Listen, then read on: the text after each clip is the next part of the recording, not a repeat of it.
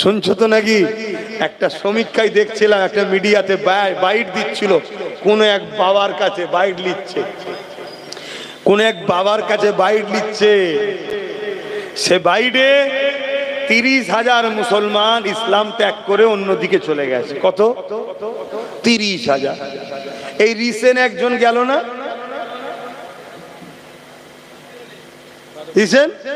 গেল তো নাকি? এরকম কত ভূত সাজানো আছে, এরা মাঝে মাঝে বেরোবে আর শুধু বলবে ইসলাম ছেড়ে দিলাম। তার কথা বলছেন এর আগে আরো 25 বার বলেছে ইসলাম ছেড়ে দিলাম। কবার গেছিস আর কবার এসছিস? তা বলুন ভাই, পুরো পৃথিবীর লোক যদি ইসলাম ছেড়ে দেয়, আমার আল্লাহ রসুলের অসুবিধা আছে?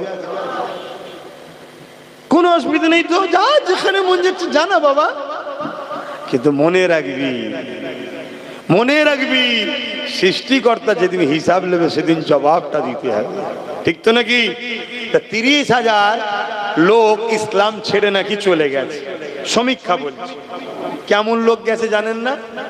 ওই যে একটা লোক বলল কোরআনে নাকি 26টা আয়াত ভুল আছে, সুপ্রিম কোর্টে কেস করেছিল, কি রেজবি যেন, জানেন তো নাকি? এই রকম সব 2 নম্বর গুণ, ও গুণ থাকাই কি আর না থাকাই কি। যেমন আমার বাংলায় কয়েকটা জালিম গুন্ডা মুসলমান আছে না, কথা বলছে না তো, দুনিয়ার বেঈমান নেতার জন্য মুসলমানদের কেস দেয়, মুসলমানদের খুন করে, মুসলমানদের ঘর ভাঙে, মুসলমানদের উপর জুলুম করে, এই জানেন তো নাকি? অথচ মসজিদ মাদ্রাসার বেলায় তাদেরকে খুঁজে পাওয়া যায় না, আর তার বেঈমান নেতার বেলায় সে তখন সামনে আসে। এরকম কিছু 2 নম্বর মুসলমান, তারা অলরেডি ইমানদার নয়, তারা চুপ করে মুসলমান সেজে আছে, মুসলমানের ভাগিদারিটা নেবে বলে নেতাকে শুধু দেবে। শুনছেন তো নাকি? যদি 2 নম্বর মুসলমান না থাকে, তাহলে অরিজিনাল মুসলমান কামিয়াবি হবে। নওশাদের মতো যদি আরো 40-50টা কামিয়াবি হয় এই বাংলায় মুসলমান অরিজিনাল, তাহলে এই মুসলমানদের সমস্যা দূর হবে না? হবে না? তাই 2 নম্বর রাখা দরকার। ওই 2 নম্বর গুণকে শুধু দেখাবে, এই তো মুসলমান, এই তো দিয়েছি, এই তো দিয়েছি, অথচ হারামখোর মুসলমানই নয়, ও সেজে আছে। ও আমাদেরকে শুধু ড্যামেজ কন্ট্রোল করে, আমাদের যে হিস্সা 10% হোক, 20% হোক, 30% হোক, ওই হিস্সাটাকে নিয়ে ওর ওই বেঈমান নেতার কাছে দেয়। শুনছেন তো নাকি? এটা হলো একটা পলিসি, আমি বুঝাতে পারছি তো নাকি? এটা পলিসি, মানে নোটটাও নেবে, খুচরোটাও নেবে, নিয়ে সব যে দেবে। এজন্য এরা দেখবেন সুযোগের অপেক্ষায় আছে। ঠিক যখন কোনো এমন দিন আসবে, এরা দেখবেন ঝুপঝাপ করে সব লাভ মারছে, বলবে ইসলাম ছেড়ে দিলাম, ইসলাম ছেড়ে দিলাম, ইসলাম ছেড়ে দিলাম। সেদিন তোমাদের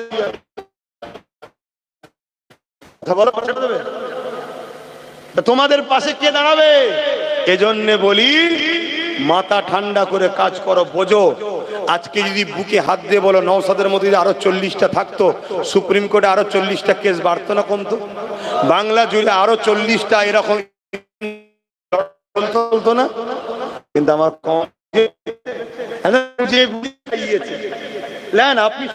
আপনি সব নেন, আর উনি ঘুমটা দিয়ে ইফতার করে নেন, আর রেড রোডে গিয়ে বলে পুরো ভারতের মুসলমান বিপদে পড়লে আমি আছি তো। আর যখন অন্য রাজ্য থেকে মুসলিম জন্য পিটিয়ে পিটিয়ে খুন করে দিচ্ছে, মারছে, একটা মুখে কথা আছে কেন? কথা বলবেন না কেন? হারে হারে বুঝছেন না, বুঝেন না? যদি বোঝেন শুধরে যান, না আল্লাহ বুঝিয়ে দেবে। এবারে অনেক বুঝিয়েছি, এখনো যদি না শুধরান, এবারে ওই আল্লাহ বুঝাওয়া শুরু হয়েছে। আমি গত 1 বছর 5 মাস হলো আগে বলেছিলাম একটা কথা, আপনারা শুনেছেন কি জানি না, যে একটা দিন আসছে আগামী 3 বছরের মধ্যে তোমাদের চোখ দিয়ে পানি নয় রক্ত বেরোবে। শুনেছিলেন এ কথা? আমি অনেক অজে বলেছিলাম, শুনেছেন কি কেউ? যদি কেউ শুনে থাকেন একটু হাত তুলে সাক্ষী দেন। শুনেছেন তো? আপনার 1 বছর 5 মাস চলছে, আর 1 বছর 7 মাস আছে। দেখুন আব্বাস সিদ্দিকীর কথা মেলে কি? আমি আবার বলে যাচ্ছি, 1 বছর 7 মাস এর মধ্যেই দেখো না কি ঘটে, শুধু কি ঘটে দেখো না। চোখের সামনে বাপকে বেঁধে বেটির উপর জুলুম হবে, ওপেন। সন্তানকে বেঁধে মা পরিবার বেটিদের উপর জুলুম হবে, কিচ্ছু করতে পারবে না তোমরা, তোমাদের কিচ্ছু করার নেই। তোমাদেরকে কিভাবে ফাঁসানো হবে সেটা শোনো। এই এলাকায় মুসলমান বেশি, একটু ক্ষমতা আছে, পাওয়ার আছে, এখানেই তোমরা তো ছুটে ছুটে পালাবে, ঘরে মাপবে, ওদের ইজ্জত গুলো নষ্ট করবে। এমন কি শোনো, তোমাদের এই কেসের এমন এমন ধারা দেবে, ওইগুলোকে জামিন করতে করতে কারো 5,000 কারো 10,000, তুমি 5,000 10,000 দেখছো, টোটাল মুসলমান এভাবে কেস খেতে লক্ষ কোটি টাকা মুসলমানদের অ্যাসেট নষ্ট হচ্ছে। মুসলমানকে চাকরি দিলাম না, কিছু দিলাম না, তা হচ্ছে মুসলমানকে চাকরি দিলাম না, কিছু দিলাম না, তারপরও এরা ধন দৌলতে ফুলে ফেপে উঠছে, অর্থটাকে শেষ করে। কথা মাথায় ঢুকছে তো নাকি? আমার উপরে রাগ হচ্ছে তো? যদি হয় ভাই গাল ফেড়ে নেবে, পারছে তো অনেকে। আর না হয় বলো ওয়াকাফ কালা কানুনের বিরুদ্ধে, বিজেপির বিরুদ্ধে, কেন্দ্র সরকারের বিরুদ্ধে 14 এপ্রিল যখন নওশাদ কলকাতায় ডাক দিল, ভাঙড় থেকে যারা আসছিল সবাইকে আটকালো, 1,000-এর উপরে ছেলেদের নামে কেস দিয়েছে এই রাজ্য পুলিশ। কেন দিল? থানা থেকে যত পুরাতন মোটরসাইকেল ছিল সব ধরে না, সব পুরাতন মোটরসাইকেল গুলো কেলিয়েছে, পুড়িয়ে বলছে দেখো প্রশাসনের গাড়ি নষ্ট করেছে। আর উনি বক্তব্য দিতে বলে দিল 10 লাখ টাকা, ও মানুষের জীবনের দাম 10 লাখ টাকা, তাই তো আমার তিলক তোমাকে বলেছিস 10 লাখ টাকা দেবো। শুনছেন না শোনেন না? হ্যাঁ, মনে পড়ছে না? অথচ যেটা গাড়ি সেটা কিন্তু পুরাই নেই, সেটাকে ঠেলে হালকা করে উল্টে দিয়েছে, যাতে করে দেখাতে হবে তো নাটকটা সেটিং হবে কি করে, দিয়ে কেস দে মুসলমানদের। তাহলে আপনি কি করবেন? আন্দোলন করতে পারবেন না, করলেই কেস। তাহলে আপনি চুপচাপ থাকবেন, আগামী দিন যখন চুপচাপ থাকবেন তাও কেস দেবে। কেন? টাকার যখন দরকার হবে একটা কেস দেবে। শুনছেন না শোনেন না? কিচ্ছু নয়, কোথায় সেই ওই পাড়ায় কিছু একটা কেউ চুরি করেছে, তোমার পাড়ায় 100 জনের নামে কেস হয়ে যাবে। তাহলে এসব থেকে বাঁচার উপায় কি বলো? এসব থেকে বাঁচার উপায় কি? রাজ ক্ষমতা দরকার। যদি রাজ ক্ষমতা যদি দরকার না হতো, তাহলে আমার রাসূল মক্কা শরীফ থেকে মদিনা শরীফে গিয়ে কেন মদিনায় রাষ্ট্র কায়েম করলো? নবী উম্মতকে তো শিক্ষা দিল যে রাষ্ট্রের ক্ষমতার প্রয়োজন আছে, তাই নবী রাজ ক্ষমতা তৈরি করলেন, 10 বছর রাষ্ট্র চালানো শিখালেন। তাই তোমাদেরকেও বলে যাচ্ছি, একজন পীর সাহেব, পীরজাদা, মৌলানা, ঘরের সন্তান যাই মনে করো, রাজ ক্ষমতা দরকার। ওর হাতে ক্ষমতা তো তোমার ছেলের কি লাভ? ওর হাতে ক্ষমতা তো তোমার কি লাভ? তোমার ক্ষমতা কই? শুনছেন না শোনেন নে? তুমি যতই মনে করো ঘোমটা দিয়ে আসছে, ইফতার করছে, আমাদের না না না না, ইসলামের চরম দুশমন। যেমন কেন্দ্র সরকার ইসলামের চরম দুশমন, রাজ্যে যে সরকার বসে আছে ইসলামের চরম দুশমন। আমি চ্যালেঞ্জের সাথে বলছি, নয় মাদ্রাসা শিক্ষাকে মিটাবার জন্য শিক্ষকগুলোকে বন্ধ করে দিল। এবং শুনে রেখে দাও, মাদ্রাসা বোর্ডের 2024-এর সিলেবাসকে তোলো, সেখান থেকে দেখো কোরআনের অপশনটাই তুলে দিয়েছে, অর্থাৎ কোরআনকে বন্ধ করে দিয়েছে রাজ্য সরকার। কিন্তু আমার জাত বুঝবে, আমার কম বুঝবে, যদিও নিরীহ লোকগুলো বোঝে। আবার এই গভর্নমেন্ট একদল ভাড়াটিয়া হুজুর নামাবে, বক্তা নামাবে, মৌলী সাহেব নামাবে, তারা নেবে কি বলবে? বাবা ইদিকুদি করতে যেও না, বিজেপি চলে আসবে। ভয় দেখাচ্ছে, ভয় দেখাচ্ছে। শুনছেন না শোনেন নি? কিন্তু সরকার পেরে গেছে মৌলী সাহেবদের কথার মুসলমানরা লিখছে না, তাই কি করছে জানেন? প্ল্যান মাফিক নিজের দল থেকেই পূর্ব মেদিনীপুরের থেকে তাড়িয়ে দিয়েছে। তুই চল যা, ওখানে গিয়ে দিন রাত মোল্লাদেরকে গাল দে, জিহাদি বল, মেরে তাড়িয়ে দেবো, এমন করে বোল্ডুজার চালাবো, এই করব। তুই ভয় দেখা মুসলমানকে, ভয় দেখাচ্ছে না, যাতে করে মুসলমান আমার কোলে থাকে। শুনছেন তো নাকি? আমি প্রথমেই বলেছিলাম, এই জন্য ভয় আল্লাহকে করতে হবে, অন্য কাউকে করলে হবে না। আচ্ছা বলেন তো ভাই, ফাইসাল্লাহ কার হাতে? আমার হাতে, আপনার হাতে না আল্লাহর হাতে? তাহলে আল্লাহর হাতে যখন ফাইসাল্লাহ, তাহলে আপনি হকটা ছেড়ে দিয়ে এক জালিমকে ভয় করে আর এক জালিমের কোলে উঠবেন? এটা কি ঈমান? এরপরও আমি আপনাকে বলে যাব, এরপরও আমি আপনাকে বলবো কি আমি তো বলছি না যে ওকে পুরো তাড়িয়ে দে, আমি কি বলেছিলাম? আমি বলেছিলাম একটা পায়ালে, অর্থাৎ জব্দ করে রাখ।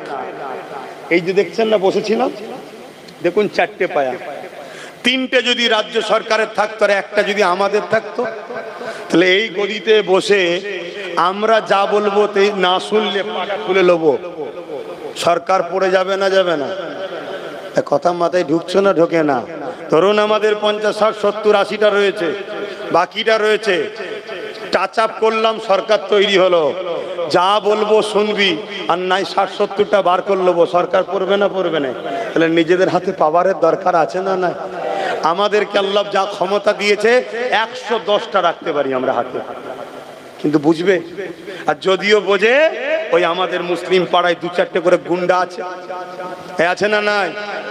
এই গুন্ডা আছে, এই গুন্ডা কোনো কোটি কোটি টাকা পায়, গুন্ডাগিরি করে, শুনছেন তো নাকি? গুন্ডাও জব্দ হয়ে যাবে যদি আপনারা এক হতে পারেন। এক যদি হতে পারেন, একবার ঘিরবেন, খাবার খানা টানা করিয়ে ভালো মতো করে খাইয়ে দেবেন, শুনছেন তো নাকি? সব শয়তান ঠান্ডা হয়ে যাবে। আমার কথা বুঝছেন না? বোঝেন না? যদি আজ হাত গুটিয়ে বসে থাকেন যে কি করব, কালকে আরো ভয়ানক দিন আসছে, কালকে আরো ভয়ানক দিন আসছে। আমার তো ভয় হচ্ছে, একটা ভয় আমার দিলের মধ্যে বারবার কুড়ে কুড়ে খাচ্ছে। আমি বলিনি, বলবো আজকে। আমার তো ভয় হচ্ছে যে ইচ্ছা করে পশ্চিম বাংলায় দাঙ্গা লাগানো হচ্ছে যাতে করে রাষ্ট্রপতি শাসন হয়, আর রাষ্ট্রপতি শাসন হলেই তুমি যতই চেষ্টা করো ক্ষমতায় কিন্তু ওরা চলে আসবে। কথা মাথায় ঢুকছে না? ঢোকে না? তাহলে একটা সেটিং থাকে, যেমন কংগ্রেসকে কোনোভাবে তোলা যাচ্ছিল না, কি করে নামাবো, লাস্টে একটা সেকুলার মুখকে দিয়ে কেজরিওয়াল, তাকে দিয়ে প্রথম কংগ্রেসটাকে শেষ করলো। 10 বছরের ডিউটি ছিল, বেরিয়ে যা। সে তো পুরো পৃথিবী থেকেই গায়েব, তার কোনো খবরই নেই আর। ঠিক তেমনই এর সাথে হয়তো কন্ট্যাক্ট একটা আছে, এত বছর থাকবি, বেরিয়ে যাবি, আমাকে এনে দিবি। কেন? কোনো এর আগে যা ছিল, আমি তাকে ভালো বলবো না, কিন্তু যাই হোক, দাঙ্গা ধর্ম বিভাজনটা কিন্তু করতে দেয়নি। জুলুম করেছে, আমি অস্বীকার করবো না, করেছে। ও তোমাদের মতো আমি লোক নয়, অন্যায় বলতে হবে, কিন্তু এটা তো করতে দেয়নি। অতএব তাকে সরাতে গেলে পলিসি হিসাবে একটা ঘোমটাওয়ালা লিয়াই, একে নিয়ে এসে বসিয়ে দিয়েছে। এবারে কন্ট্যাক্ট হয়ে গেছে, যে কোনো ভাবে একটা অশান্তি লাগিয়ে রাষ্ট্রপতি শাসন করে দিয়ে আমরা চলে আসি। তাহলে তখন কি হবে তোমার আমার? যে 21 বলেছিল, এখন বলুন আমি কি অন্যায় করেছিলাম? একটু আওয়াজ দিয়ে বলবেন, অন্যায় করেছিলাম কি? আমি আমার ভাইটাকে 42 দিন জেল খাটালাম আমার জন্যই তো। আমি আমার ভাইটার মাথায় হাজার কেস চেপে আছে। আমার ভাইটাকে মারলো গাড়িতে, জানেন না, তার হাত ভাঙলো, কাঁচ ভাঙলো, হাত রক্তাক্ত হয়ে গেল। কত রকম মিথ্যা ইলজাম, জুলুম, অত্যাচার, আজও তাকে গাল খেতে হচ্ছে। সব আব্বাস সিদ্দিকীর জন্য হলো। তাকে আমি বুঝালাম যে দেখ, আমি তো জলসায় নেমে গেছি, পীর মুরিদি করছি, জলসা করছি, এখন আমি যদি কোনো জায়গায় নেতা হয়ে দাঁড়াতে যাই, এটা মানাই না। কেন? রাজনীতি মানুষের জন্য হয়, ঠিক না বেটি? এখানে হিন্দু গরিব হোক, যেই হোক, সবাইকে দেখতে হবে। তাই আমি পাচ্ছি না, তুই যা, আমি তোকে সাপোর্ট। মসজিদকে যদি বাঁচাতে চান, এই মাদ্রাসাকে যদি বাঁচাতে চান, কবরস্থানকে যদি বাঁচাতে চান, আল্লাহ দিনকে যদি মাথা তুলে পালন করতে চান, যারা বাধা হয়ে দাঁড়িয়েছে মসজিদের বিরুদ্ধে, মাদ্রাসার বিরুদ্ধে, কবরস্থানের বিরুদ্ধে, আল্লাহ দিনের বিরুদ্ধে, এই যুবকেরা 10 দিন 12 দিন ধরে রাস্তা আটকে বিভিন্ন ধর্মের মানুষেরা ধর্মীয় কাজ করছে। হ্যাঁ, দেশ সবাই করবে, তার বেলায় কোনো আপত্তি নাই। 5 মিনিটের নামাজের জন্য রাস্তার উপরে দাঁড়ালে যারা ফাইন করবে বলছে, এই ক্ষমতা তারা কোথা থেকে পেল? জলসা করতে গেলে বলছে পারমিশন দেবো না, জলসা করতে দেব না, দিনের আলোচনা করতে দেব না। এই প্রশাসন এই কথাটা বলছে, এই ক্ষমতাটা পেল কোথা থেকে? তোমাকে আমাকে ভাবতে হবে। এই পাওয়ারটার নাম হলো রাজ পাওয়ার। তাদের কাছে রাজ পাওয়ার আছে, এই ক্ষমতা দিয়ে আমার মসজিদের বিরুদ্ধে আইন করেছে। রাজ পাওয়ার আছে, কবরস্থানের বিরুদ্ধে আইন করেছে। রাজ পাওয়ার আছে, তাই তারা এমন করে মাদ্রাসাকে মিটাতে চাইছে। আজকে সুপ্রিম কোর্টে কেস চলছে, তাই তো নাকি? আবার এই কেস নিয়েও কত নাটক হচ্ছে জানেন? আমি হাসবো না কাঁদবো? কিছু লোক দেখি খালি খামাকায় সুপ্রিম কোর্টে ঘুরতে যাচ্ছে, যে ফটো তুলে ছেড়ে বলছে কেস করে দিয়েছে। মানে সমাজের কাছে আমি হুজুর হব, নেতা হব, শুনছেন তো নাকি? অথচ নেটে সার্চ করো, ওয়েবসাইট আছে তো, সুপ্রিম কোর্ট ওয়েবসাইট আছে, ওয়েবসাইটে সার্চ করো, তাদের নাম নেই। তাহলে এটা 2 নম্বরই তো। এইভাবে যদি আমার কওমের মাথায় বসে মোল্লা মৌলী সাহেবদের একটা অংশ 2 নম্বরই করে, তাহলে এই জাতি ধ্বংস তো হবে ভাব। আর তাদের ঘরে যদি আমরা আপন মনে করেলি বিপদ আছে না? খুব ভালো তাহলে শোনে, তাহলে কেসটা চলছে সুপ্রিম কোর্টে, তাই তো নাকি? কিন্তু উত্তরপ্রদেশে অলরেডি মসজিদ, মাদ্রাসা, কবরস্থান বোল্ডুজার দিয়ে সব ভেঙে শেষ করে দেওয়া হচ্ছে। তা সুপ্রিম কোর্ট মানছে? মানছে? তাহলে কোন পাওয়ারে মানে না? জোরে বলেন, জোরে বলেন। ও ভালো বোঝো, আছে তোমাদের রাজ পাওয়ার? বলো, তোমাদের রাজ পাওয়ার আছে? আর কেউ যদি বলে কেন নেই, কে বলেছে? আমাদের তো দিদি আছে। কে বলেছে? মমতা তোমাদের? মমতা যদি তোমাদের হয়, তাহলে যখন আমার রাসূলুল্লাহর বিরুদ্ধে কথা হলো এই বাংলায় আন্দোলন করার সময়, কেন বলেছিল দিল্লি চলে যাও? বলেছিল না? বলেন। মমতা যদি তোমাদের হয়, তাহলে ওয়াকফ আন্দোলন এই রাজ্যে হবে বিজেপির বিরুদ্ধে আন্দোলন, তাই তো নাকি? ওয়াকফটা তো বিজেপি আইন করেছে, ওর বিরুদ্ধে আন্দোলন। তুমি যদি সত্যি বিজেপির বিরোধী হও, তোমার তো উচিত এদের সাথ দেওয়া, এরা আরো বেশি করে বিরোধী করো, তোমারই তো ফায়দা হবে। না না, আমিও তো চাই মসজিদ মাদ্রাসা শেষ হোক। কেন? বিজেপিও যার ইশারায় চলে, আমিও তার ইশারায় চলি। আমাদের মেন অফিস হলো নাগপুরে। বুঝছো না? বুঝুনি? এবারে যদি কোনো বন্ধুর আমার কথায় সমস্যা হয়, আমি তাকে ঠান্ডা মাথায় বলবো একটু মন দিয়ে শোনো। শোনার পরে যদি মনে হয় লিবার নেবে, নাই বাদ দেবে। আচ্ছা, বিজেপি ওয়াকফ কালা কানুনে কি কি আইন করেছে জানেন আপনারা? হ্যাঁ, সব বলার তো সময় নেই এখন, একটা শুধু বলছি। তার মধ্যে একটা আইন করেছে যে ওয়াকফ কমিটির মধ্যে, বোর্ডের মধ্যে অমুসলিমকে রাখতে হবে। তা আমার মসজিদ কমিটি, মাদ্রাসা কমিটি, কবরস্থান কমিটি, ধর্মীয় কমিটিতে অমুসলিম থেকে কি করবে? এটা হলো বিজেপি করতে চাইছে, কেন্দ্র সরকার এটা করতে চাইছে। কথা মাথায় ঢুকছে? এটা ঠিক করছে না অন্যায় করছে? এর বিরুদ্ধে লড়াই দরকার আছে না নাই? তো লড়াই হচ্ছে, প্রতিবাদ হচ্ছে, সুপ্রিম কোর্টে কেসও হচ্ছে। এমনকি গর্বের সাথে বলছি, নওশাদ সিদ্দিকও কেস করেছে, কেস চলছে। আজকে আবার একটা শুনানি ছিল, কিন্তু তিনি জজ সাহেব রায় দিয়েছে 15 তারিখে আবার শুনানি হবে। কেন? 13 তারিখে জজ সাহেবের রিটার্ন আছে। আমি কিন্তু ভয় খাচ্ছিলাম, রিটার্ন যখন আছে ঘাবড়ে না যায়।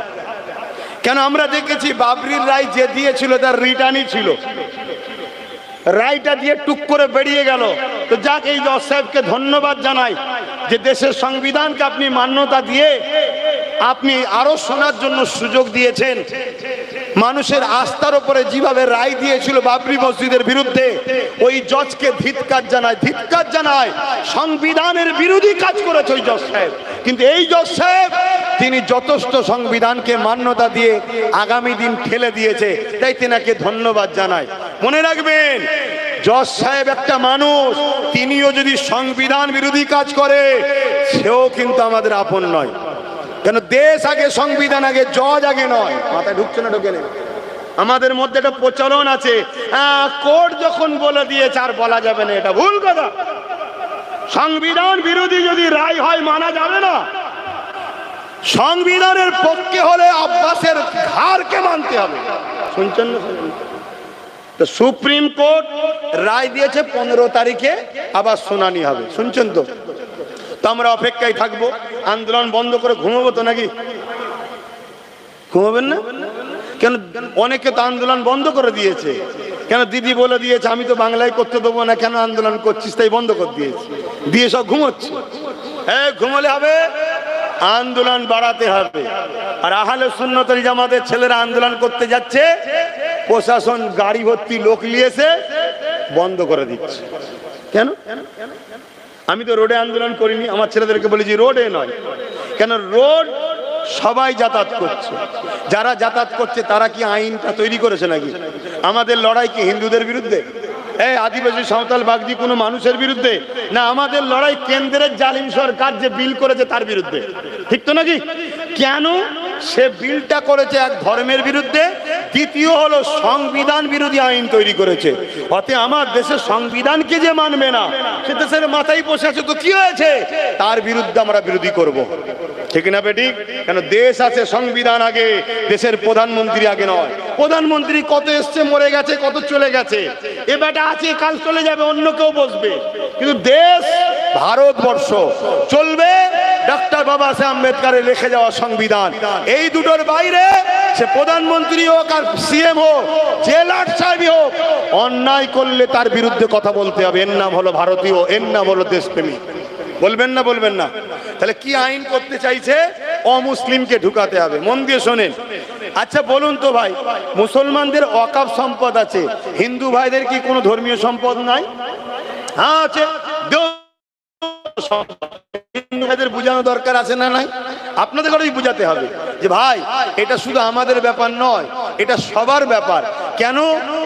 আপনারা জানেন 2023-এ আদিবাসীদের জল জঙ্গলের সম্পদকে কেন্দ্র সরকার কিনে নিয়েছে। 2025-এ আমাদের সম্পদের বিরুদ্ধে আইন তৈরি করেছে। তা 2000 এর পরে দেবত্ব সম্পদের উপরে হাত দেবেন, এর কি মানে আছে? অতএব আসুন আমরা সবাই এক হয়ে আন্দোলন করি, এটা সর্বধর্মের মানুষকে বুঝাতে হবে।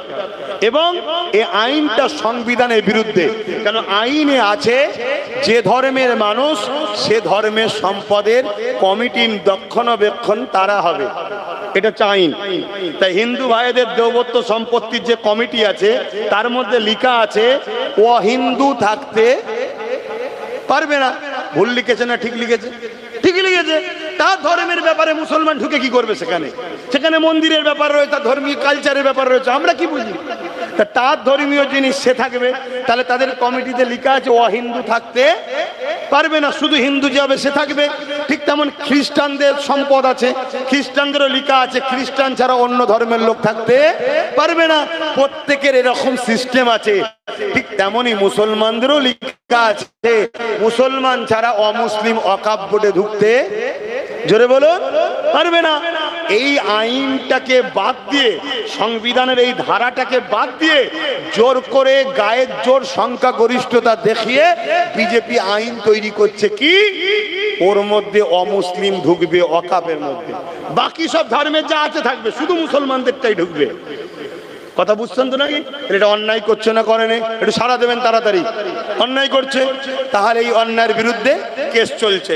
সুপ্রিম কোর্টের জজ সাহেব যথাযথ প্রশ্ন করেছে কি, তোমরা আজকে ওয়াকফে অমুসলিম ঢুকাচ্ছ, তাহলে অন্য সম্পদে মুসলমান ঢুকাবে তো? সুপ্রিম কোর্ট জিজ্ঞেস করেছে। চর খেয়েছে আইনের, চর খেয়েছে কেন্দ্র সরকার, আইনের চর খেয়ে মুখ ভুতা করে পালিয়ে গেছে। কথা বুঝে আসছে তো? সেই জায়গাতে এটা অন্যায়, এর জন্য আন্দোলন আরো অনেক ভয়ানক ভয়ানক করেছে। কিন্তু আমি আপনাদেরকে একটা তথ্য দেবো আজকে, বলবো না থাকবে? কষ্ট হবে না তো কারো? তাহলে কেন্দ্র সরকার অমুসলিমকে ঢুকাবার জন্য আইন করেছে, সুপ্রিম কোর্ট সেটাকে রুখে দিয়েছে, এখনো কি ঢুকাতে পেরেছে? জোরে বলেন, পারেনি। কিন্তু পশ্চিমবাংলা সরকার 2024-এ পশ্চিমবাংলা ওয়াকফ বোর্ডে দুটো অমুসলিমকে ঢুকিয়ে দিয়েছে। তাহলে কে এক কাঠি বাড়া? আমরা নবী ছেড়ে কত ঠকছি, বুঝতে পেরেছো? এই জায়গায় নবীর কি কথা আছে বা শুনতে হবে। নবী বলছেন প্রকাশ্য দুশ্মনের কাছে আমার উম্মত হারবে না, আমার উম্মত প্রকাশ্য দুশ্মনের কাছে বিজয় লাভ করবে। জোরে বলুন সুবহানাল্লাহ। আমার ভয় হয় আমার উম্মতকে বন্ধু সেজে পিছন থেকে ছুরি মারবে ধোঁকাবাজ মুনাফিকরা, আমার উম্মতকে শেষ করবে। তার প্রমাণ দেখুন, প্রকাশ্য দুশ্মনী করতে গেছে, কেস চলছে, বিশাল লড়াই পুরো দেশ জুড়ে চলছে। আর দেখুন ঘুমটা দিয়ে চুপি চুপি ঢুকিয়ে দিচ্ছে দুজনকে। শুনছেন তো নাকি? কষ্ট হলো, মনে কষ্ট হলো। যদি তোমার কাছে মসজিদ মাদ্রাসা আগে হয় তাহলে আব্বাস সিদ্দিকীর কথা কষ্ট হবে না। কারণ আমার ওয়াকফ বোর্ডে কেন মুসলিমকে রাজ্য সরকার ঢুকালো, এর কৈফিয়ত নেওয়ার দরকার আছে না নাই? তো এত আন্দোলন হচ্ছে ওয়াকফ বাঁচাও, ওয়াকফ বাঁচাও, কখনো কারো মুখ থেকে শুনেছো যে এই দুজনকে কেন ঢুকানো হলো? জবাব দাও। তাহলে এরা আন্দোলন করছে এর পক্ষে ওর বিরুদ্ধে। এরা মোটেও আল্লাহর জন্য আন্দোলন করেনি, এরা এর দালালি করছে, ওর বিরোধী করছে। কেন এর দালালি করছে? এ ওয়াকফ থেকে কিছু কিছু দেয়, তুইও খা আমি খাই, তুই খা আমি খাই, গরিব যেন না পায়। অ্যাকচুয়ালি ওয়াকফটা তো গরিবদের। শুনছেন না শোনেন না? এই যে আপনাদের পাশে পীর আব্বাস আলী গোরাচাঁদ হুজুরের মাজার হাড়ুয়ায় 900 বিঘে জায়গা, তার মধ্যে মাত্র আছে 3.25 বিঘে, 3 বিঘেও নয়, আমি রাউন্ড ফিগারে 3 বিঘেই ধরছি। তাহলে 900 থেকে 3 বিঘে থাকলে বাকি কত বিঘে হারিয়েছে? 900 বিঘে থেকে চাচা 9 বিঘে নয় আব্বা, 900 বিঘে থেকে 3 বিঘে আছে 897 বিঘে। এই পশ্চিম বাংলা সরকারের নেতা মন্ত্রী আমলা চামলারা সব ঝেড়ে খাচ্ছে। তাহলে এরা কি ওয়াকফের বিরুদ্ধে? এই ওয়াকফ কালাকানুনের বিরুদ্ধে এরা মনে হচ্ছে? মাথায় ঢুকছে না ঢোকে নে? আব্বাস সিদ্দিকীর জলসা কেন রুকা হয় বুঝতে পারছেন? হ্যাঁ, আমার জলসা রুকা হয় এই কারণে যে এ তো শুধু কেন্দ্রের বিরুদ্ধে বলবে না, এ তো আমার দুর্নীতিটাও বলবে। অতএব ওকে রোখো, কেসতে দিও না, ওকে আটকাও, ও জলসা করতে দিও না। কিন্তু আমি জানি যদি একটা দরজা কেউ বন্ধ করে, আমি জিনার হয়ে কথা বলছি, তিনি 1000টা দরজা খুলতে পারে। জোরে বলুন সুবহানাল্লাহ। তিনি কে? জোরে বলুন কে? অনেক জালিম অনেক জায়গায় আমাকে জলসায় ঢুকতে দেয়নি, শুনছেন তো? এখন সেসব জালিম জেলের খাঁচার মধ্যে আছে, এখন সেখানে সব দাওয়াত করছে। আমি ঘুরে এসি, কেন শয়তান তখন জেলে আছে, এই সুযোগে ঘুরে এসি। তাহলে আরো কোন জায়গায় কেউ যদি আমায় রোকে, আল্লাহকে বলবো তাদেরকেও তুমি খাঁচাই ভরে দাও, একটু যাওয়ার শখ যেচ্ছে যাই। কি আমি তো আল্লাহকে বলবো, তা আল্লাহ যখন সময় হবে আমাকে ওই এলাকায় নিয়ে যাবার, আল্লাহ ঠিক জালিমকে খাঁচাই ভরে দেবে, আর না একেবারে কাফন পরিয়ে দেবে, যা চলে যা, একেবারে চলে যা। কথা শুনছেন না শোনেন নে? কিন্তু আল্লাহ যদি হুকুম না থাকে আমি যেতে পারবো? খোদার বিনা হুকুম ছাড়া গাছের পাতা লড়ে? জোরে বলুন।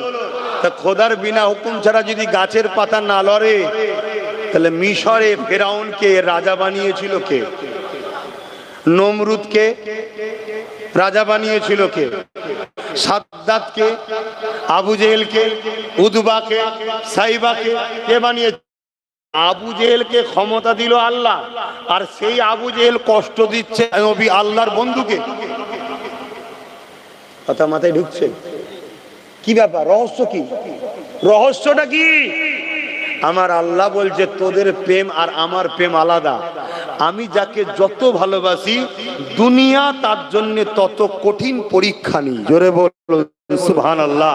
এটা আমার প্রেমিকদের সাথে আমি ব্যবহার করি, আর আমার প্রেমিক যারা এত কষ্টের মধ্যেও জান্নাতে শান্তিতে তারা থাকে। তোরা দেখিস কষ্টে, তারা থাকে আনন্দে। জোরে বলুন সুবহানাল্লাহ। নাই বলুন তো ভাই, আজকে আমার দুশ্মন বাড়ছে না বাড়ে না? কত জায়গায় বিরোধী, কত বাধা, কত সমস্যায় পড়ছি না পড়িনি, কিন্তু আমি যা আরামে আনন্দে আছি এটা আপনাকে ভাষায় বোঝাতে পারবো না। এই হক কথা বলা, নাই কথা বললে যে কি তৃপ্তি পাওয়া যায়, কি শান্তি পাওয়া যায়, একটা কেউ কখনো বলেনি আমাকে ভাড়াটিয়া দালাল। শুনছেন তো নাকি? খুব মন দিয়ে শুনবেন বাপ, কথাগুলো বুঝবেন। তাহলে আল্লাহর পক্ষে থাকবেন তো, নবীর পক্ষে থাকবেন তো, তাহলে কষ্ট তো হবে, পরীক্ষা তো নেবে। কিন্তু মুনাফিক যদি হও, দুনিয়াতেও কষ্ট, আখিরাতেও কষ্ট। বাপেরা, নজওয়ানেরা, তরুণেরা, আল্লাহ নবী, নূহ নবী, দয়া নবী ওপরে অনেক জুলুম অত্যাচার হয়েছে, এত কষ্ট আমার নবী পাক পেয়েছে, কোন নবীর ওই কষ্ট পাইনি। আমার নবী পাক আল্লাহ এত দিক দিয়ে আজমেছে, কোন নবীদের ওইভাবে আজমাইনি। এ যুবকেরা, আল্লাহ যাকে যত বেশি ভালোবাসে দুনিয়া জমিনে আল্লাহ তাকে তত বেশি আজমায় এবং দুনিয়াকে দেখিয়ে দেয় আমার বন্ধুকে যদি আমি এত পরীক্ষা নিই তাহলে তোদেরকে পরীক্ষা নেব তো বটে, কিন্তু তোদের পরীক্ষা হালকা নিচ্ছি, এই হালকা পরীক্ষায় তোরা বিগড়ে যাচ্ছিস। তাহলে তোরা যে আমাকে ভালোবাসিস বলি, এই ভালোবাসাটা তোদের ছলনা ছিল, এই ভালোবাসা তোদের নাটক ছিল। ভালোবাসা যদি সত্য হয় তাহলে তোদের তো দিলে শাহাদাতের তামান্না দরকার। আল্লাহর ঘরের জন্যে, মসজিদ মাদ্রাসার জন্যে, কবরস্থান, ঈদগাহ, খানকার জন্যে আমি জীবন দিয়া পছন্দ করব, এই অন্যায় কানুনকে মেনে নিতে পারবো না। আমি জীবন দিয়া পছন্দ করব, পুলিশের থানার জুলুমকে ভয় করব না। আমি জীবন দিয়া পছন্দ করব, কারো নিষেধকে আমি মানব না, কেননা এটা আমার অধিকার। যেমন দেশ দিয়েছে তেমন পাশাপাশি এটা আমার ইমানি দায়িত্ব। আমার মসজিদের জন্য আমাকে কথা বলতে হবে, আমার মাদ্রাসার জন্য আমাকে কথা বলতে হবে, আমার কবরস্থান, আমার ঈদগাহর জন্য কথা বলতে হবে। শুধু কথা নয়, এই জায়গাকে আবাদও আমাকে করতে হবে, এই জায়গাতে যুবকদেরকে ভিড় করতে হবে, এই জায়গাতে তোমাদেরকে আসতে হবে। কোরআনের মাহফিলগুলোকে আরো বেশি বেশি করে করতে হবে, শুধু করলে হবে না, ওই মাহফিলকে আবাদ করতে হবে। কিন্তু আজকে কোরআনের মাহফিলের নামে, জলসা দিবার নামে মেলা হচ্ছে, ওই মেলাতে লাগত দুন্না আসছে, ওই মেলাতে নানা রকম দোকান বসছে এবং সেই দোকানকে কেন্দ্র করে তোমার আমার বেটিগুলো, তোমার আমার ঘরের মা বোনগুলো রাস্তায় ভিড় করতে লেগেছে, লাইটিং দেখছে। আর দূর থেকে কিছু চরিত্রহীন ছেলে এই সুযোগে এসে তোমার আমার বোনের দিকে নানা রকম নজরে তাকাচ্ছে, ইফটিজিং করছে, নোংরা কথা বলছে। এ জলসা কমিটি আল্লাহর কাছে কিয়ামতের দিন তো ধরা পড়বেই পড়বে। দুনিয়ার জমিনেও আল্লাহ তোমাকে জিল্লাত দেবে, তোমাকে জালিম হুকুমত দিয়ে শাস্তি দেবে।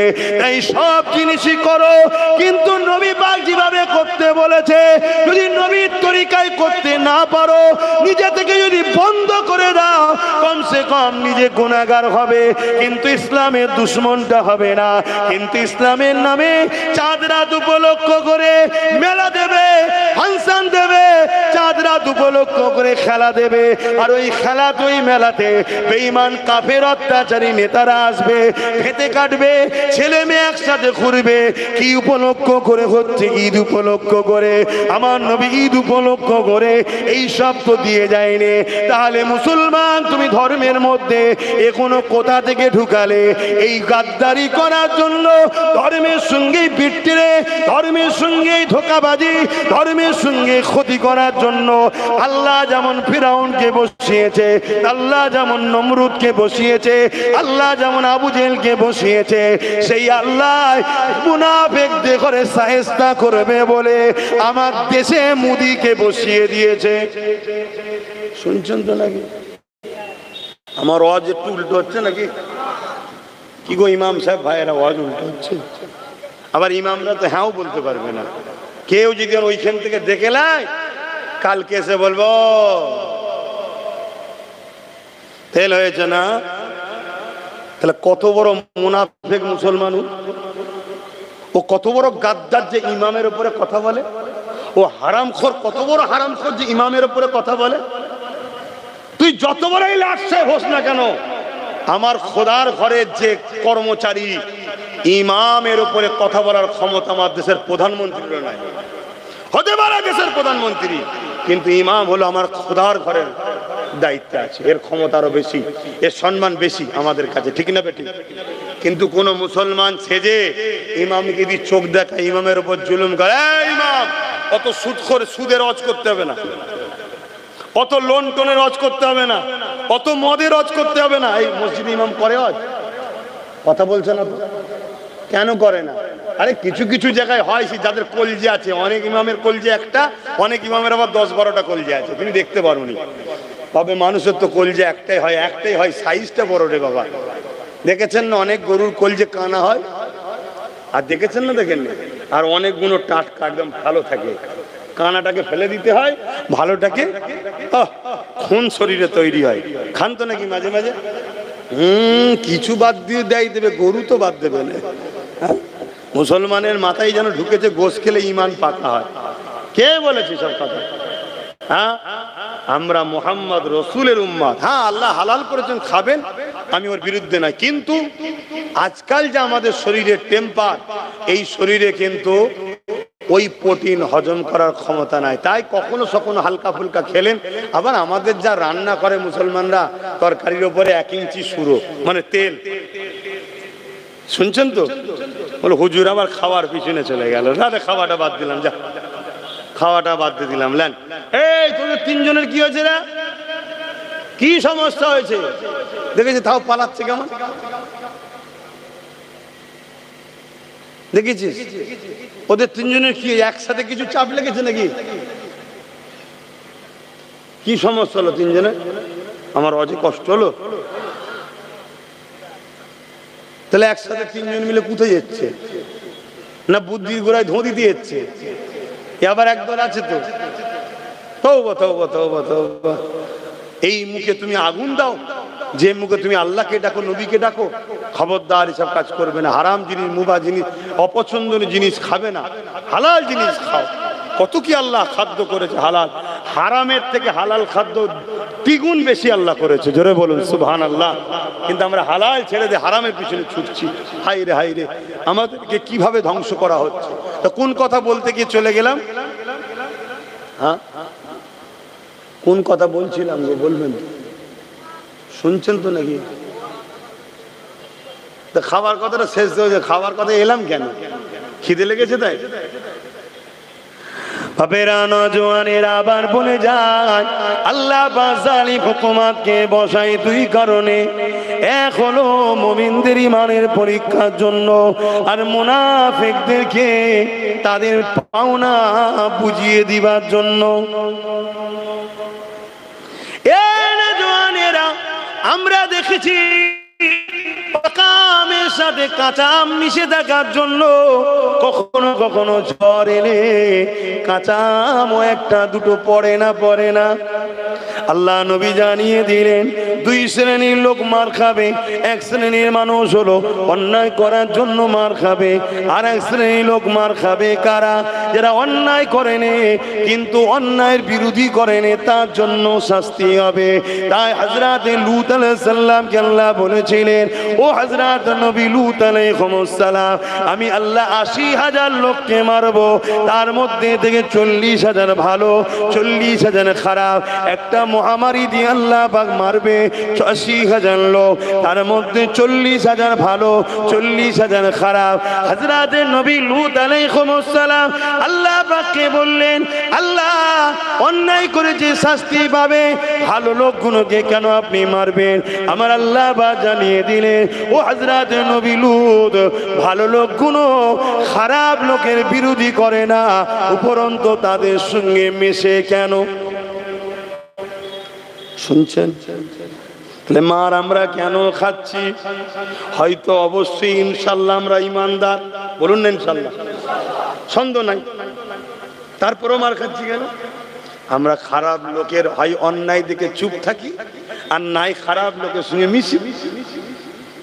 শুনছেন তো নাকি? কেন আমি প্রথমেই বলেছি, অন্যায়কে রুকার নাম ইসলাম, নাইকে প্রতিষ্ঠিত করার নাম ইসলাম। শুধু নাই প্রতিষ্ঠিত করার নাম ইসলাম নয়, অন্যায় খতম করে নাই প্রতিষ্ঠিত করার নাম ইসলাম। প্রত্যেকটা মুসলমান গ্রামে নাইও যেমন আছে, অন্যায় আছে না নাই? তাহলে ইসলাম আছে কোথায়? বলুন, কমপ্লিট ইসলাম আছে কোথায়? প্রত্যেকটা মুসলিম গ্রামে এতিমের মাল ঝেড়ে খাওয়া হয়, বিধবার উপরে জুলুম হয়, গরিবকে আত্মসাৎ করা হয়, অসহায়ের উপর অত্যাচার করা হয়। প্রত্যেকটা মুসলিম গ্রামের মধ্যে আল্লাহর সৃষ্টির উপরে জুলুম হচ্ছে না হয়নি? এই জুলুমকে মিটাবার নাম ইসলাম। আমাদের মধ্যে আছে কই? তাই আজকে আমরা নিজেরা ভালো হলো জুলুম যদি নাও করি, তাও মার খেতে হবে আমাদেরকে। কেন? আমরা জালিমের সঙ্গে মিশি। শুনছেন তো নাকি? হ্যাঁ, বড় জালিমের সঙ্গে না মিশল, ছোট জালিমের সঙ্গে তো মিশি। আমরা মিশি না।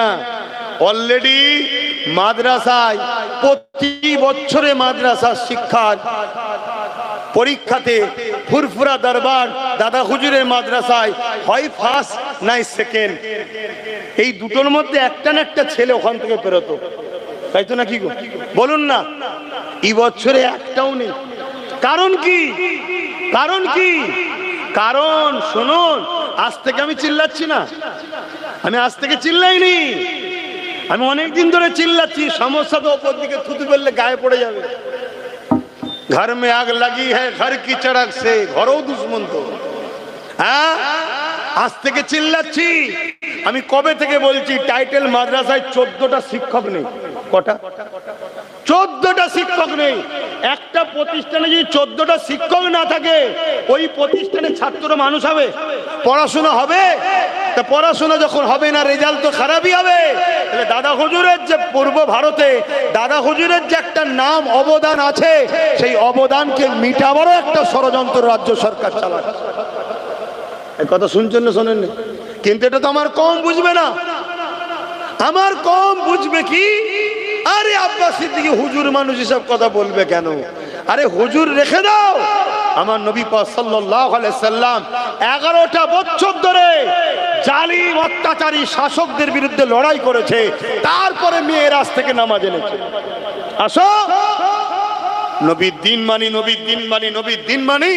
সব ডুপ্লিকেট ইসলামের উপরে ঘুরে বেড়াচ্ছে, অরিজিনাল ছেড়ে দিয়ে বসে আছে। এখনো সময় আছে।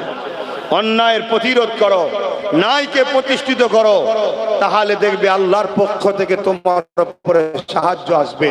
এবারে অন্যায়কে মিটাতে গিয়ে যেমন বদরের ময়দানে 313 জনের মধ্যে 13 জন শহীদ হয়েছে, তো অন্যায়কে মিটাতে গিয়ে জীবন লাগবে। আমার দেশে যেমন ব্রিটিশ অন্যায় করছিল, তাকে তাড়াতে গিয়ে 60, 70, 80 হাজার শুধু উলামাদের জীবন চলে গেছে। গেছে না, যায় না? অন্যায়কে মিটাতে গেলে জীবন যাবে, তাতে যার আল্লাহ নসিবে রাখবে তার জীবন যাবে। কিন্তু তা বলে অন্যায়ের সঙ্গে আপোষ করার নাম, জোরে বলুন, ইসলাম নয়। বাবেরা আসুন, আবার ফিরে আসুন, আল্লাহকে ভয় করে, দ্বিতীয় কাউকে ভয় করবেন না, দুনিয়ার লোভ লালসায় পড়ে যাবেন না। আল্লাহ পাক রিজেকের মালিক। সংসারে যদি অভাব হয়, আল্লাহ পাকের কাছে চান। মনে রাখবেন, জালিম শাসকদেরই লক্ষণ হলো একটা, মানুষগুলোকে, প্রজাগুলোকে গরিব বানানো। কেন গরিব বানালে গোলাম বানানো সহজ হবে। এ যুবকেরা, তরুণীরা, বাপেরা, এ আমাদেরকে কর্ম না দিয়ে ভাতা দেবে, ভিক্ষা দেবে, এটা আজকে নতুন নয়, যুগে যুগে ছিল। এই মনে রাখবেন, ইসলামের একটা আইন হলো নামাজ পড়া, যেটা ফরজে আইন। আমি বললে আপনি মাপ, তা নয়, সবাইকে পড়তে হবে। ঠিক সমান ইসলামের আইন হলো মা বোনেদেরকে পর্দা করা। এই প্রতিটা মা বোনকে পর্দা করার জন্য বলে যাচ্ছি, আপনাদের ঘরে বলতে হবে। বিশেষ করে বাপ জানেদের বলে যায়, আপনি নামাজ পড়ে, রোজা রেখেছেন, আপনি হজ করেছেন, যাকাত দিয়েছেন, কিয়ামতের দিন আল্লাহ আপনাকে উঠাবে। নামাজের বেলায় রাইট চিহ্ন, রোজার বেলায় রাইট চিহ্ন, হজের বেলায় কামিয়াবি, সব জায়গাতে আপনি নিখুঁত ভাবে বেরিয়ে গেলেন। এবারে কি জান্নাত চলে যাবে? আল্লাহ বলবে না, যাওয়া হবে না। এবারে বলো, তোমার স্ত্রী পর্দা করেছিল কিনা? ওই জায়গায় যদি আপনি বলেন, আল্লাহ এটা ওকে জিজ্ঞাসা করেন, আমার আল্লাহ বলবে না না না না, ওর অভিভাবক গার্জেন তুমি ছিলে, তুমি কেন কৈফিয়ত দেবে? স্ত্রী পর্দা করেছিল কি বলো? যদি স্ত্রী পর্দা করে থাকে, স্ত্রী শরিয়াত চলে থাকে, এই জায়গাতেও ধরুন পাস করে গেলে, আল্লাহ এবারে যায়, আল্লাহ বলবে না না না, বলো তোমার কন্যা সন্তান পর্দা করেছিল কিনা, সে দিন অনুযায়ী ছিল কিনা, তার বিষয়ে তুমি জানাও। এ যুবকেরা, আমাদের সমাজে একটা কথা আছে, পুরুষদের থেকে নারীরা নাকি বাপকে বেশি ভালোবাসে। এই কথাটা অস্বীকার করা যাবে না, অতি সত্য কথা। কন্যা সন্তানরা বাপকে বেশি ভালোবাসে, কিন্তু মনে রাখবেন, আজকের দিনেতে বাপেরা যদি জাহান্নামে যায়, 100-র মধ্যে 99টা বাপ কন্যার জন্য জাহান্নামে যাবে। শুনছেন তো নাকি? আমার আজ কি ইসলাম বিরোধী হচ্ছে? কেন কন্যার জন্য যাবে? প্রত্যেকটা মেয়ের হাতে এখন মোবাইল, আর ওই মোবাইলে সেলফি তুলছে আর ডাউনলোড করছে। লাখো কোটি লোক দেখছে, চোখে জেনা হচ্ছে। যে দেখছে তারও জেনা, আর যে বেটিটা করছে তারও ওই পাপ হচ্ছে। এর জন্য বাপকে কিয়ামত দিন ধরা হবে। শুনছেন আব্বাজান? ও হুজুর, তুমি যা ওয়াজ করছে সমাধান কি করে হবে? কে বলেছে হবে না? যদি আপনি ছোটবেলা থেকে তারবিয়াত দিতেন, তোর মডেল হলো খাতুনে জান্নাত, এলে জীবনী লে পড়, তাহলে আপনার বেটিটা খাতুনে জান্নাতের সাথেই জান্নাতে থাকতো। আপনি ছোটবেলা থেকে তারবিয়াত দিয়েছেন কি? হ্যাঁ বলে, কি শিখিয়েছেন? এখন বড় হয়ে মানুষ করতে গেলে আর হয়? ইট যখন পেকে যায় তাকে তো আর ভাই ব্যান্ড করা যায় না, কাটতে হয়। এখন যখনই আপনি কিছু বলছেন ও ফোঁস তুলছেন, ফোঁস তুলছে অমনি। কিন্তু আমার কাছে স্পষ্ট হিসাব, আমার ওয়াজ শুনলে আমার মা বোনরা রেগে যাবে না তো? কেন? ওরা খুব ভালোবাসে আমায়, তো ভালোবাসে বলেই তো বুঝাতে চাইছি যে জাহান নামে যাসনি মা বোনের, একসাথে জান্নাতেই যাবো নাকি? এই জন্য তো বুঝাচ্ছি। ভালোবাসার নাম কি? জাহান নামে ঠেলে দিবা? ভালোবাসার নাম তোকে জান্নাতে নিয়ে যাওয়া, তাই তো নাকি? তো তুমি আমার মা হও, তুমি আমার বোন হও, তোমাকে সৃষ্টি করেছে যে, তিনার বিধান তোমার উপরে চলবে না অন্য কারো? বলো, তোমার উপরে জোরটা কার? একজনেরই, যে বের বানিয়েছে তোমায়। আমার উপরে কার জোর চলবে? আপনাদের? কেন চলবে না? আপনারা আমাকে বানান না, তো আপনারা জোর চলবে কি করে? আমার উপরে জোর চলবে একমাত্র আমার স্রষ্টা, যিনি আমায় বানিয়েছে। তিনার হুকুম বাপ মাকে মানতে হবে, তাই আমি বাপ মাকে মানতে হবে। এটাও তিনারই জোর, তিনারই হুকুম। কথা মাথায় ঢুকছে? ঠিক তেমনি একটা কন্যাকে বিবাহ দেওয়া পর্যন্ত বাপের দায়িত্ব, বিবাহর পরে দায়িত্ব সম্পূর্ণ স্বামীর। স্বামী যদি মনে করো তুমি তোমার স্ত্রীকে অমুকের মেয়ে তো জুলুম করে পাঠিয়ে দেবো, না না না না না, মনে রেখে দিও তোমাকেও মরতে হবে, কিয়ামতের দিন আল্লাহ তোমাকেও ধরবে।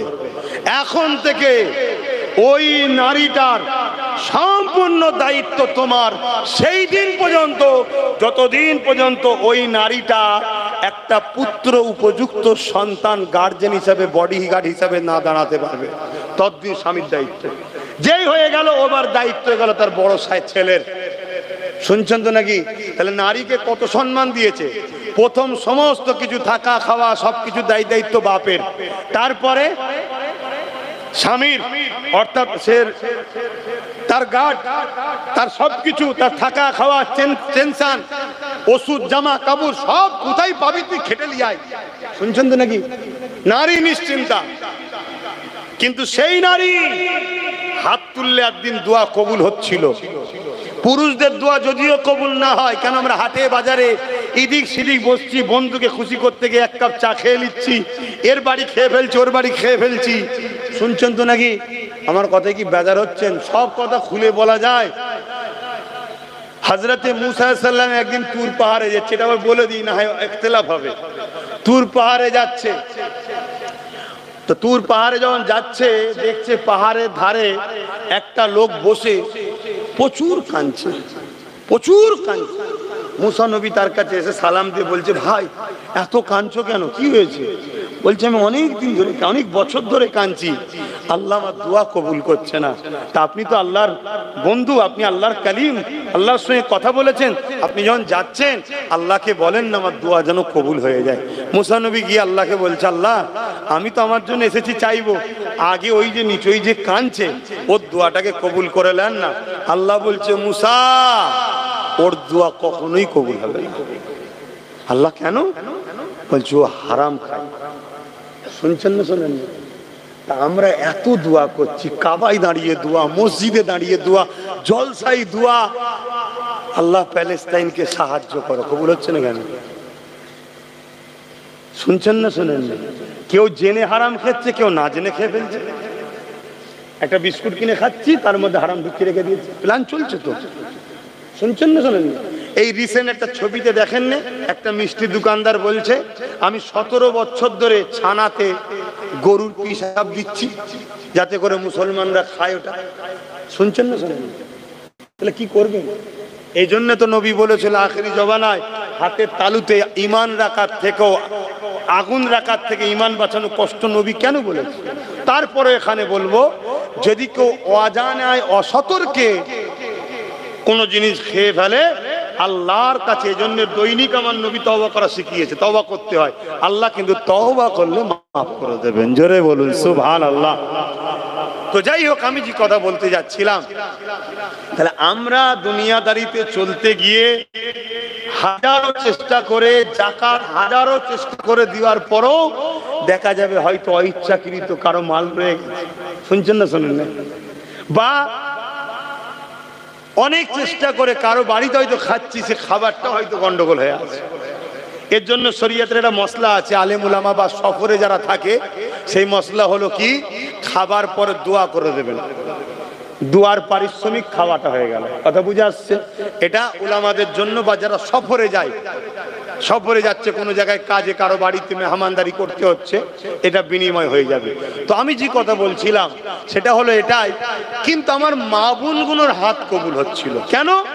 মা বোনগুলো স্বামী যদি ভুল ইনকাম করেও খাওয়ায়, মা বোনেদেরকে আল্লাহ কিন্তু ধরবে না। কথা শুনছেন তো? কেন? ওদের অভিভাবক হলো স্বামী। বাপ যদি ভুল ইনকাম করে মেয়েকে খাওয়ায়, বা বাচ্চা যতদিন ছোট আছে পুরুষ, ওর জন্য ওই বাচ্চাকেও ধরবে না, ধরবে গার্জেনকে। কেন? ও অভিভাবক। কিন্তু আজকে বড় প্ল্যান করে আমার মা বোনকে সামান্য 1000 টাকার ভিক্ষার নামে কিভাবে নামিয়ে দিল দেখলেন তো? হতে তো পারে এটা সুদের টাকা, এই হতে তো পারে মদ বিক্রির টাকা। এমনি তো পশ্চিমবাংলা মদ বিক্রি নম্বর 1 হয়ে গেছে। কি হতে তো পারে, মাফ করবেন একটা ভাষা বলছি, কিন্তু বুঝাতে গেলে তো বলতে হবে। হতে তো পারে এই টাকাটা ওই পতিতালয়ের মেয়েদের দেহ বিক্রি করা টাকা, যেখানে লাইসেন্স দিয়ে রেখেছে সরকার, জানেন তো নাকি? কথা বলছে না তো? আমার ভুল হয়ে গেল নাকি? আমি তো জানিনি বাপ, আর কিভাবে ওয়াজ করলে আপনারা খুশি হবেন। আমি তো আপনাদের খুশি করার জন্য এসিনি। আমি তো, যিনি আমাকে এখানে নিয়ে এসে বসিয়েছেন, কে? আমার মুখ দিয়ে কথা বার করছে কে? অনেক সুন্দর চেহারা আছে, কানও শুনতে পায় না, মুখও বলতে পারে না, আছে না? নাই। মুখ থাকলেই যে কথা বলবে এমনটা ব্যাপার নয়, আর আজ বলছি কালকেও যে বলতে পারবে এমনটা ব্যাপার নেই, খুনিও বন্ধ করতে পারে। তা যিনি আমার কথা চালাচ্ছেন, যিনি আমায় বলাচ্ছেন, তা আমাকে তো বলতে হবে তেনার জন্য, নাকি গো? এতে যদি আপনারা কেউ কষ্ট পান, আমার কিছু করার আছে? ওই একটু গাল দিয়ে নেবেন, একটু গাল দিয়ে রাগ মিটিয়ে নেবেন। সেদিন কলকাতায় একটা মিটিং হলো, দেখলেন না? ওয়াকফের বিরুদ্ধে। হ্যাঁ, দেখেছেন? একটা মিটিং হলো, সেই মিটিংয়ে একজন দাড়িওয়ালা, এরকম দাড়ি, মাথায় টুপি দিয়ে আমার বাপ তুলে গাল দিচ্ছে, মা তুলে। দেখেছেন তো নাকি? হায় হায়, এরা আবার বলছে এক হতে হবে। হ্যাঁ, এক হতে হবে, আমিও বলছি, কিন্তু মুনাফিকের সাথে নয়, মোমেনের সাথে। আর মোমেন চিনার নমুনা কি? প্রথমে বলেছি, বলো, জোরে বলো। হ্যাঁ, যার রসুলের দিকে আদব ও প্রেম আছে। হ্যাঁ, সে যে কোনো সিলসিলা হতে পারে, দেওবন্দি হয়েছে, তাবলীগ হয়েছে, ফুরফুরাওয়ালা হয়েছে, বেরেলি, আরে কারো কোনো জায়গায় উস্তাদ আছে, পড়াশোনা করছে। যদি তোমার সঙ্গে আমার জুজিয়াত মসলার লড়াই থাকতে পারে, আমাদের সঙ্গে অনেক সিলসিলার জুজিয়াত মসলার লড়াই আছে। আজানটা মসজিদের বাইরে দেবে না ভেতরে দেবে, ফাতিহা খাবার সামনে নিয়ে করবে না হাড়ি তো ওখানে থাকবে এখানে করবে, এরকম জুজিয়াত কিছু লড়াই আমাদের মধ্যে আছে। এই লড়াইটা বড় লড়াই নয়, কিন্তু আকীদার লড়াই হলো হুজুরকে নিয়ে। যাদের হুজুরের বেলায় আকীদা নেই, তাদের সঙ্গে মিশা হারাম, চলবে না, তারা মুসলমানই নয়। শুনছেন তো নাকি? জুজিয়াত মাসলা লড়াই হয়েছে, ও তুমি তোমার শায়েখকে মানগে যাও, তুমি তোমার আমিরকে মানগে যাও, তুমি তোমার পীরকে মানগে যাও, আমি জবানার মুজাদ্দেদকে মানি। কিন্তু মসজিদ এখন আমাদের সবার, মাদ্রাসা সবার। আসো আমরা সংগঠিত হই, একতা হওয়ার দরকার আছে না? নাই। কিন্তু কাদের সাথে? যাদের আকীদা নবী মরে গেছে তার সাথে একতা হবে। যাদের আকীদা কিয়ামতের দিন নবীও ভাল ভাল করে চেয়ে থাকবে, তাদের সঙ্গে একতা হবে। তাহলে আল্লাহ সাহায্য পাবেন? আল্লাহ তো মেরে ফেলবে আরো। হ্যাঁ, একতা হব, হ্যাঁ জুজিয়াত মশলা আমি দাঁড়িয়ে সালাম দিই, কেউ বসে দেয়, দাঁড়ানোটা কি ফরজ, ওয়াজিব, সুন্নতে মুআক্কাদা না? এটা প্রেমের ব্যাপার, আমার ভালো লাগে দিই, ওর ভালো লাগে না বসে দেয়। এ নিয়ে তো আমাদের ঝগড়া করা উচিত নয়। আমাদের ঝগড়া আকীদা যার সঙ্গে সমস্যা, আর আকীদা মুহাম্মদ রাসূলের সঙ্গে প্রেম ও আদবের সাথে গাঁট বাঁধার নাম ঈমান। জোরে বলুন সুবহানাল্লাহ। তো অস্ত করেই যাচ্ছি, নামাজ হবে তো, সংক্ষেপ করিয়ে নাকি, অনেক সময় হয়ে গেছে। আসেন, আর কথা বেরিয়ে লাভ নেই, একটু সালাম দিয়ে লি। ইয়া নবী সালাম। এই ছেলেটা কি করছে? কি করছে? এক হাতে মোবাইল আর হাত কোথায় তো? কি সমস্যা?